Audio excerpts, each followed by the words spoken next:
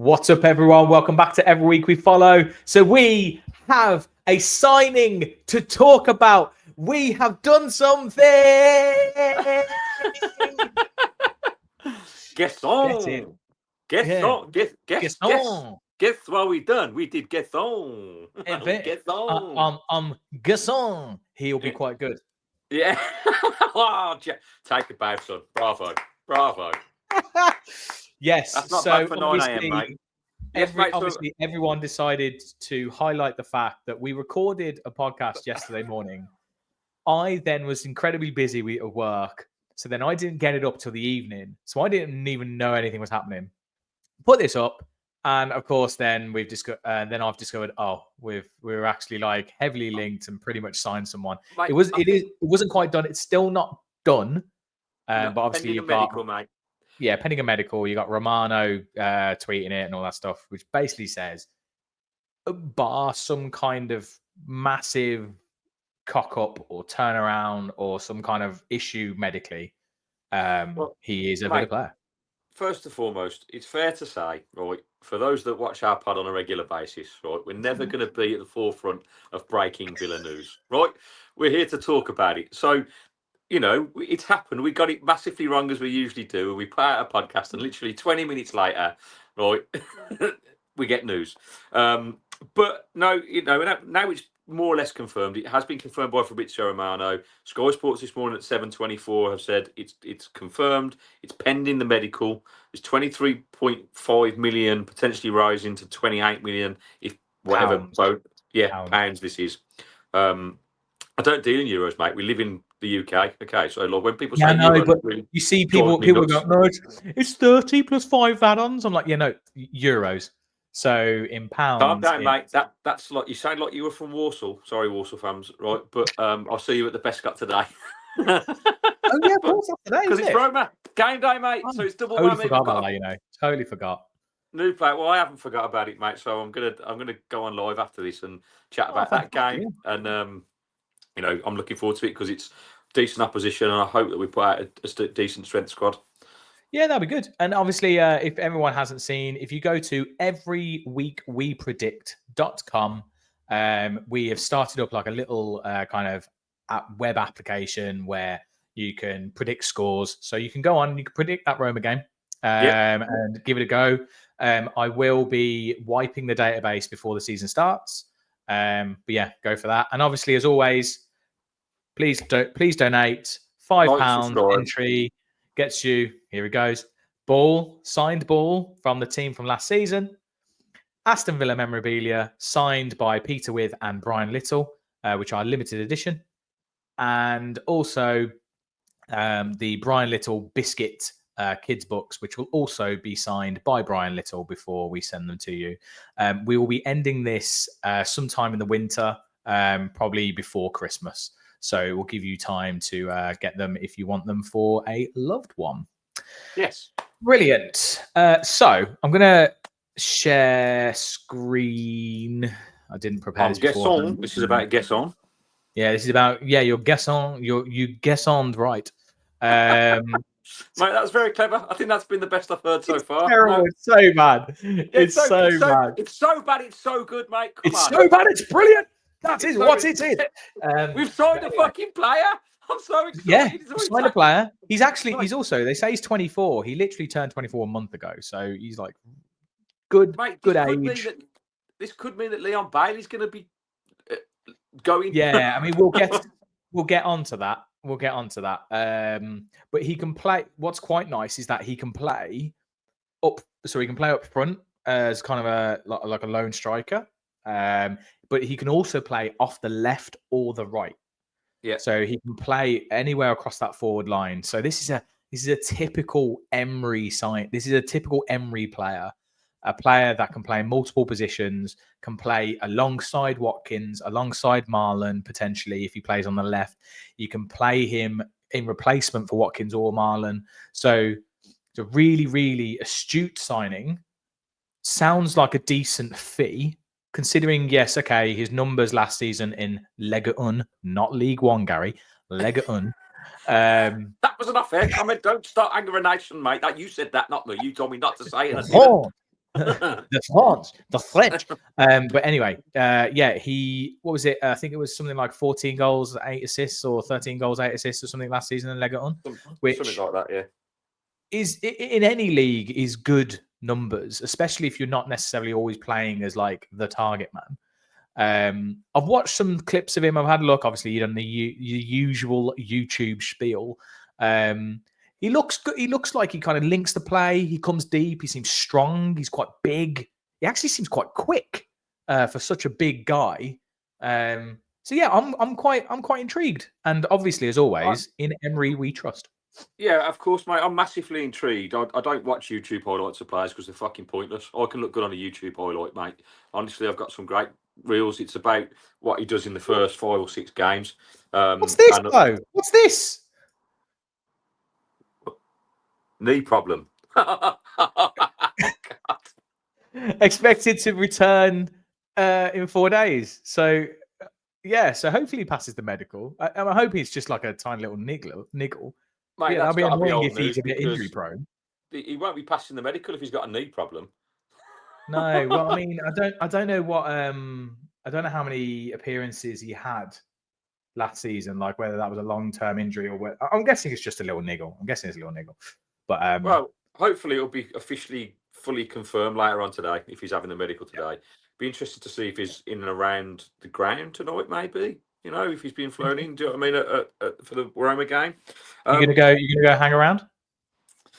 I don't know. I'm taking Ava on daughter, sorry, but I don't know. I don't know if I'm going to hang around, soak up the atmosphere, and yeah, maybe. I don't know. I'm going camping tomorrow, so I've got to.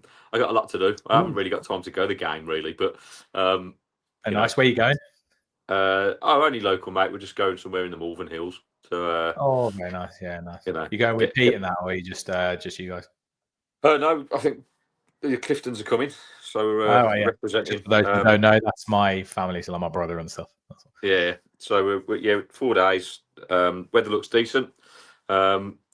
Got all my kit out yesterday. I'm pretty excited. Well, we're getting prepared because we're going to a music festival. If anyone's around, if anyone else is going to this festival, say hi. We're going to Dubs of Rock in Leicestershire. Bank holiday weekend. Yeah, Bank holiday weekend. So we're going there. It's basically a festival of cover bands. So I'm actually quite excited. There's only like 5,000 people. So yeah, it's going to be awesome, mate. It's going to be good fun. We're going to rock out with our beer in our hands. Runs out, yeah. Going to rock out with our RPG out. So anyway, back to Guessand. So I suppose the question is,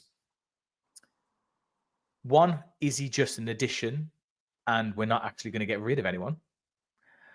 Two, is he an addition and we're going to get rid of anyone? And if we are going to get rid of one, who is that person?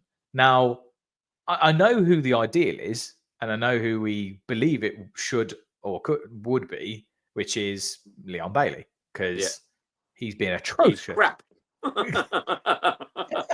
Basically, he's been. It's the thing. The thing with Leon Bailey is I can't say he is crap, because the season before last he was incredible. So there is a player. Last season he was crap, and the other seasons around the season before he was crap. So what I mean is 4 seasons, one good one. What I mean is he can be a good player. He's just been crap most of the time. Right, he probably can be a good player, but he's not going to be a good player for us. Look, in a world full of stats and how players and clubs pick players, right? You go with how they consistently perform. That's how you get signings. That's how players, bunk up fees and all that kind of stuff. Right? We probably can't even sell him because no one wants him. Now this is my point. That's my point. But what concerns me is, if this is at the sacrifice of Daniel Marlon, right, I'll be screwing. I don't want him. Like I need to see Marlon given a chance to play, right? And if this is a guy that's going to keep him in and out of the team, and we're going to go with and keep, because I've still got a sneaky feeling, mate, that we're going to potentially not get rid of anyone because no one wants them, and we keep them. And I know you've got the PSR FFP issue, but I think it's a UEFA sanction, so I think it will mean we'll just get a fine, which I think will just pay. I'll take the hit, and then you know, it means we've got depth in the squad, obviously. Right, so you've still got these players available, and we'll be able to buy next year and be in a stronger position if we qualify for Champions League. But that sanction, I believe, also includes that if UEFA find us in breach of these rules, we won't be able to register the new signings into our European squad.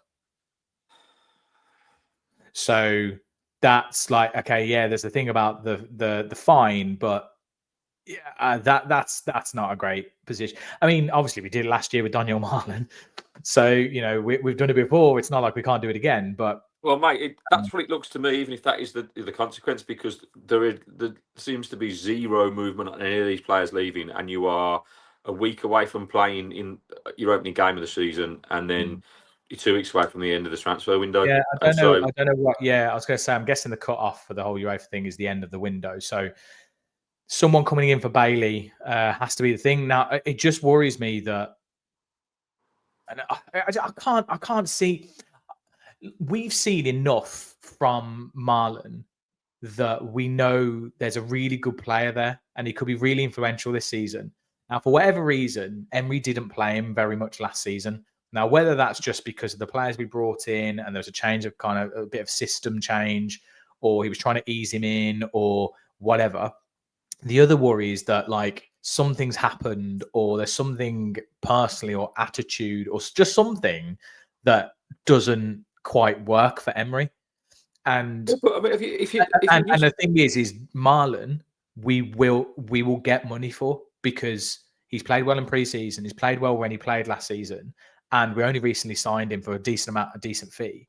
So it's mate, that will disappoint me, because it'll be the most pointless signing ever. But do you know what I mean? And no, naturally, I think Oscan's the most pointless signing I've seen in recent times. Yeah. I'm on about a player that had any chance of playing first team football. And when I've listened to Marlon's interviews, he comes across really humble. So unless he's a complete arsehole off, like, and is a bit of a cancer around the team, doesn't look that way though. Like, he's linked up really well with Rodgers. I think it's slim. I think it's slim.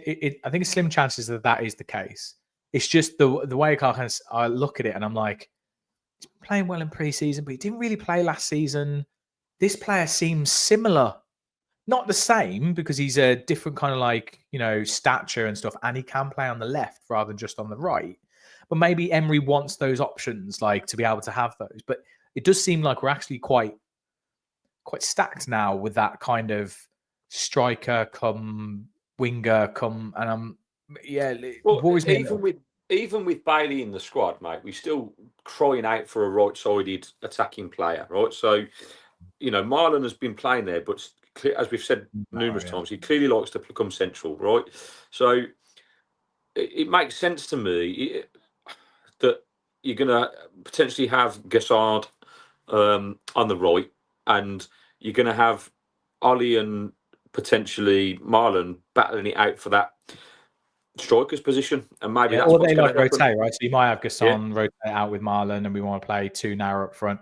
Or, I mean, like I said, Guessand can play on the left. So actually, if we're looking at a team and their weak side's their right side, we can switch out to the left instead, which at the moment we can't do because we do not have a left-sided winger. Yeah, well, yeah. I guess it's like Ramsey.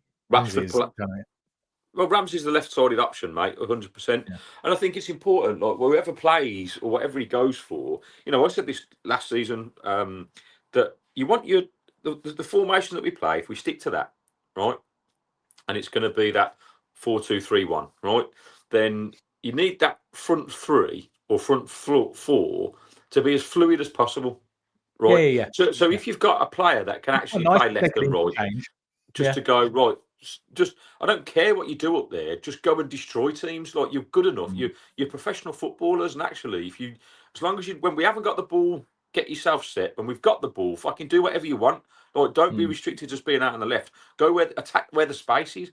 Like, great teams, Liverpool, Barcelona, Real Madrid, PSG. That's what they do. You watch their forward line; they're not fucking stuck out on the right or stuck out on the left or stuck in the middle. They just fucking interchange. You've got left backs that are playing centre forward. The first time I remember seeing it, or the only time I've seen it in Villa Park, was when It was it Ashley Young and Stuart Downing? And God. they used to. For our younger viewers, those are Villa players of Or, old. or it was Ashley Young and Gabby. I can't remember. And they used to they just used to swap wings constantly. Yeah. You'd be going, Yeah. oh, where's Ash doing? Why is he doing there? Oh, now he's over there. And it just the defenses we were up against just couldn't work out.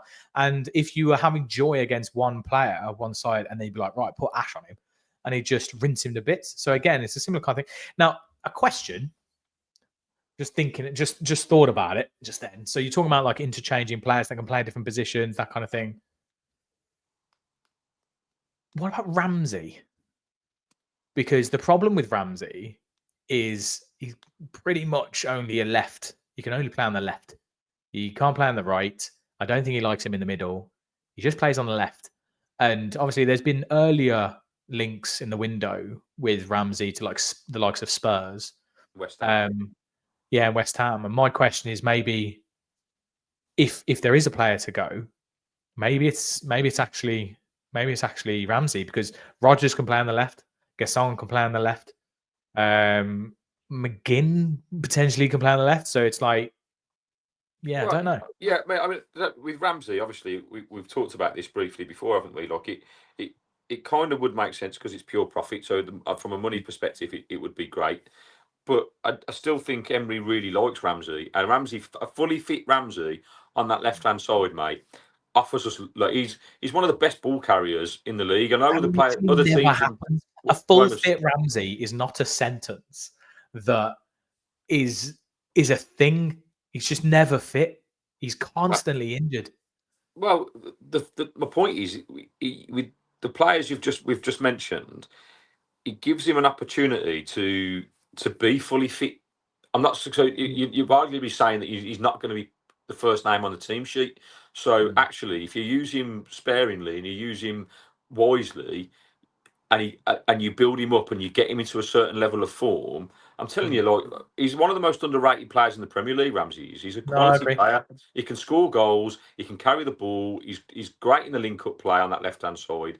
Before he broke his foot, he was great, and So I just think if he may well use him with kit gloves this year if we keep him and not playing he'll be an option, and that'll be. I'm saying to him, right, go out and prove to me one, you can stay fit because you've had 3 seasons of being injured. So if you can prove your fitness, then you'll get more game time. Like it's just it'll be interesting to see what he goes with, because obviously we haven't replaced Rashford, and Rashford, whatever you thought about him, was a decent option on the left because of what he brings, the fear he brings into teams because of his pace and how direct he can be.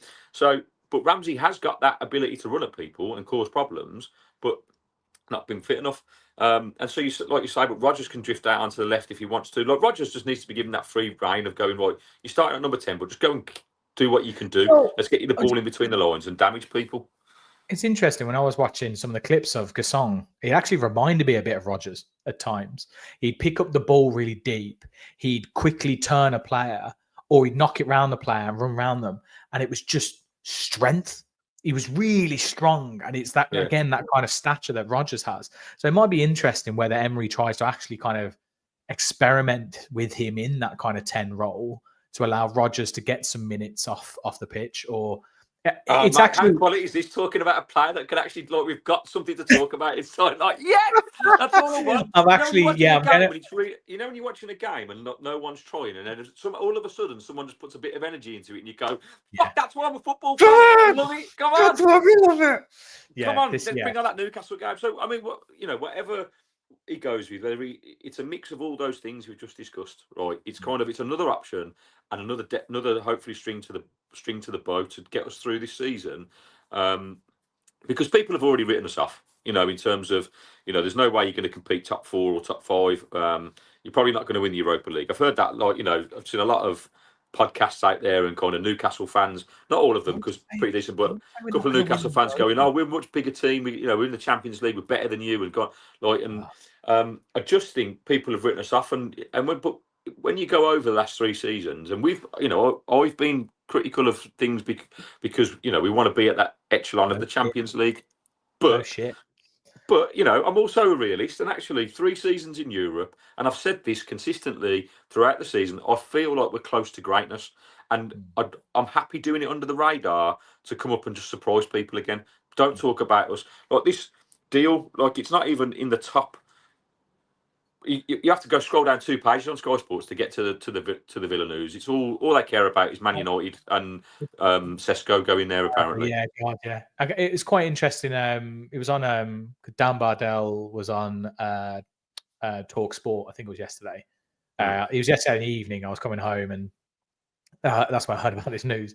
And he was talking to, I can't remember who it is that he talks to. It's their like European correspondent, and he was talking about Guessand, and he was like, you know what? He was like, I was speaking about this guy a few months ago at the start of the window, and I was saying this is there was like 10 players across Europe that I was like, Premier League should look at these, and he was one of them. And he said he's strong, he's clever, he's really clever, his movement's very good, his positioning and stuff. And I was like, this is an Emery player, like someone who's clever and can take on board what he's trying to say to them and digest it all and download it all. And he was just saying he's so surprised that no one else has really got. I think it was Palace with the other team that were linked with him. Right, and Wolves apparently. And Wolves, yeah. But you know, playing under Emery, he's young enough. He will get minutes because of how our team structure is. He'll play in Europe. You know, you can understand why it's attractive to him. But I think I'm excited about it, mate. I'm excited. I want to. Yeah. I mean, the one thing I will say is though, you know how it is with Emery. It's going to be frustratingly slow integration. He's going to come on for like 10 minutes for like half a season. Yeah, and if Marlon's anything to go by, mate, we won't see him until next season. Fucking hell. Yeah, exactly. You know, but I really hope that he's not another Marlon, that it's that slow, because we've talked about this as well. Again, like loads in about development and about trying to get to that. They use those European places. Like my prediction for this season is we win the Europa League and finish in the top 6 or above. Yeah, if you have a good season, that would be ideal, right? And the only way we do that is by strengthening the squad. And they've got to perform. Like, so the pressure is on like a little bit. And this could be a great signing, but it could be another flop because I don't care where you are at the moment. The Premier League is still the toughest league in the world to play in, and it's going to be harder than the League One, right? And yes, he looks big and powerful and strong in there, but I don't bar Paris and Marseille. Right? No, yeah, you're right. You're right. They're 2 teams. So I think if Emery has done his magic, which I think he hopefully has, and he's found another diamond in the rough. Do you know what I mean? And this is an Emery player, so it's possibly another Rodgers moment. You know, Rodgers was in the Championship. Well, right. This is what I'm saying. Like with Rodgers, like I remember when we talked when we signed him, Matt, and I was like, "Who the fuck is this dude?" Like, you know what? Well, we were also saying he couldn't defend. Like he never ran back originally, and then he obviously worked on that. And this last season, Jesus, he was mate. He's probably he's gone from nobody to everyone's talking about him. Like literally, like that he should be one of the big 6 teams. Like, oh fuck off, right? He's going nowhere. And for Rodgers, it's a massive season for him because it's about consistency. This is key. Yeah. Like Bailey had that season 2 seasons ago, and we all thought, fucking hell, like Bailey's hit the ground running, and then last season, my God, he turned from a superstar to a pub player. Do you know what I mean? Like it's one of them. The hardest thing in football is the consistency, particularly at the highest level. So time will tell, mate. But like you said, it's exciting. We've got something that's another option. We've got another outlet.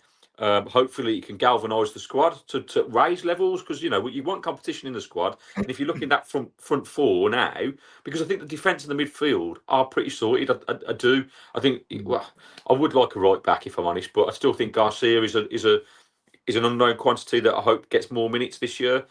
Cash will have to raise his game. He's just going to have to, and that's what you want. It's the same in the midfield. You've got McGinn. You've got Kamara, Tillemans, Onana. You've got to. They're going to have to be rotated because it's just that's the nature of the beast because they all play in similar positions. And in the front line, Rodgers, Watkins. It would have been for me Marlon this year, Ramsey, but now you've got another option. that can We were play out lacking there. that one player. I think I said in the last pod when this news was breaking and we didn't know it was happening, was we needed a winger. We needed one winger, and ideally someone who could play on the left and the right, or either or. And that's exactly what we've got here. And then the right back one, I agree. I don't personally think we'll sign someone there. I think we've got Cash, we've got Garcia, and he seems to still fancy Bogard as a backup, as a utility backup there as well. Yeah. But to be honest, Bogard in pre-seasons really impressed me in terms of he's played in matches where he's played in 3 different positions during in the match. That's incredible. And he's actually played okay. Like, it's not like he's been completely out. But his best position is holding midfielder. Of course, we know that. But he's not going to hassle the current first teamers out of that thing. He's a good versatile player. But for me, he was used at the start of last season probably, and then was surplus to requirements halfway through because he wasn't quite good enough in the Premier League, particularly at right back. Did okay, better at centre half. So maybe he's going to be covered at centre half because we haven't got Disassi anymore. So if touch wood, if anyone gets injured between Torres, Mings, and Konza, then you've got someone who can do that. Yeah, but I do like Bogard. I think he's a very good player. And I agree with what you're saying that he's one of those versatile players. And there aren't many that can play 3 different positions in one game and keep the levels. And he has been used in pre-season, but so is Emi Buendia, and so is Leon Bailey. But I will say that those two, again, they need to leave because they're just terrible. They are terrible, terrible players. Like, to watch the demise is just kind of sad, really. But Buendia looks like it's almost like it's more psychological because I think there's ability in both players. Do you know what I mean? But Bailey, I think we've said multiple times, is 100% mentality. It's 100% confidence. Like, the guy thrives on confidence, and unfortunately, he's just not been there at all last season. He just couldn't get going. Whereas the season before, he kind of hit the ground running, got going, got a partnership going, and he just didn't stop. He was unbelievable. Yeah. Mate, I'm telling you, I'll go by, and I hope this new signing is similar to one of Diaby as well, because I cannot tell you really. Looking back, I thought about this last night actually, that he is a player we've missed massively. I really think because he raised Bailey's levels. He was a threat when he came on. He wasn't again the most consistent, but between the pair of them, you got almost a full player. Do you know what I mean? So if one wasn't playing, or where they did play, they raised levels. And it would have been interesting last year to see if Diaby had stayed, if we'd have been better, because we'd lost it. We missed it. He was involved in 10 or more goals, mate. And we lost that last year. And we finished 20 goals shy of what we were the season before. So, I guess we'll never know. We lost him and we lost Dougie in the same window, which is always was always a bit of a concern. Just a random one as well. I saw a tweet, I think it was yesterday. Just to kind of put into perspective the transfer window difference here. It was 8 years ago yesterday. No, 8 years ago, 2 days ago. So on Monday, 8 years ago on Monday, that we signed Ross McCormack.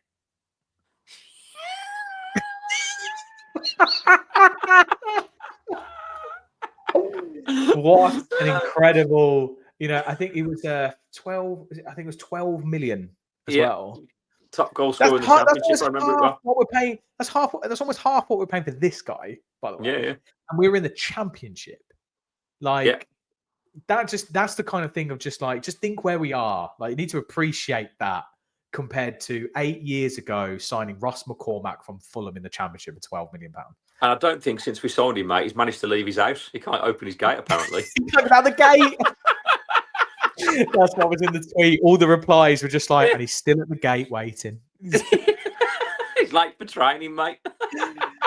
Oh, God. Right. Anyway, so thinking of funny things, that leads me on to my final point, mate. Right? Because I think I sent you a picture from a tweet yesterday from a Newcastle. Oh my God, you did. You did. Hang on. Before We need to keep it going because I need to get it up as a reveal because this is So, absolutely incredible. Right, honestly, we've talked about this guy. He was next. Sitting guest the player. He played for us at. He was left back, wasn't he? And he was sometimes he was on this, and there he is. We found him. We thought he'd gone missing, but mate, if this is true, this is one of the funniest things ever. So basically, Newcastle's pre-season tour of Seoul. They all flew back the other day and got back to Newcastle and were like, where's Matty Target? They fucking left him in South Korea. The club discovered he was not on board. And then apparently they have confirmed that he is safe and he will board a flight home later. Can you imagine him saying to one of his teammates, "I'm just nipping the loo. Just make sure I don't fly off." Like you do, it's the basic head count, isn't it? It's like Home Alone.